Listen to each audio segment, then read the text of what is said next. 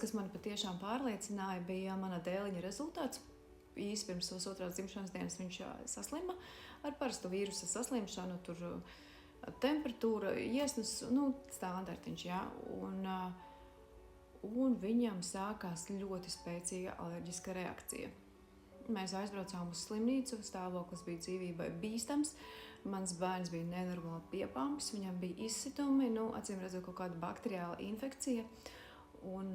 Bet viņu izglāba, protams, viņam tur samačīja. Un tu sēdi un domā, vai tavs bērns sagaidīs savu otro dzimšanas dienu. Leduskapī stāvēja tā ķepa patruļas kūka, un es domāju, vai es mājās vispār atbraukšu ar bērnu, vai tas bērns nopūtīs tās savas divas svecītes. Tas bija man kā mammai, tā bija nenormāla trauma, jo neviens ārsts man nepateica, no kā tas radies. Viņiem ir aizdomas, ka tas varēja būt no temperatūra pazeminošiem līdzekļiem, bet viņi man visu laiku teica, aizmirstiet. Tā bija epizode, aizmirstiet, bet man tā trauma ir. Es jau nezinu, no kā man piesargāties.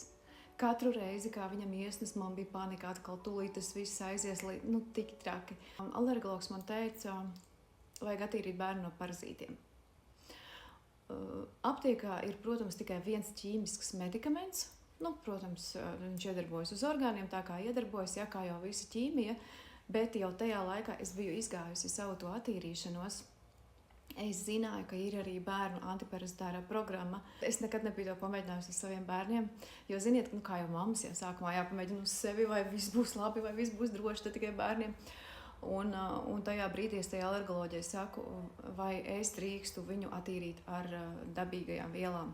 Viņi teica, jā, mēģiniet. Un es pamēģināju.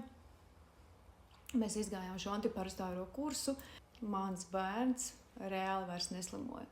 Tagad man ir tā drošības sajūta. Abiem mazajiem 2 reizes gadā mēs izējām šo antiparasitāro kursu, un es kā mamma varu teikt, viņi reāli slimo ļoti reti. Tajā slimošanas sezonā, kad visi bērni slimo, nezinu cik bieži jūs bērni slimo, ja? Kad es apkārt dzirdu vai dārziņā redzu, ka ir grupiņā tikai 4 bērni. Ja? Aktīvajā slimošanas sezonā manējie varbūt mājās ir kaut kādu nedēļu, bet ar ļoti vieglām iesnām kaut kādām, bet es viņus parasti arī atstāju mājās bišķiņ, lai atpūšās, varbūt, lai nesalipina citus bērniņus, kas tādi jūtīgāki.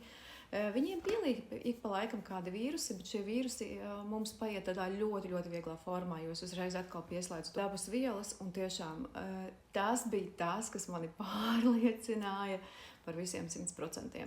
Un pēc tam jau es izlēmu, ka ar to ir jādalās. Sāku mācīties Veselības akadēmijā. Diemžēl Latvijā tādas mācības nevar iziet. Sāku mācīties pie zinātņu doktoras Olgas Butakovas Veselības akadēmijā tieši suplementoloģiju.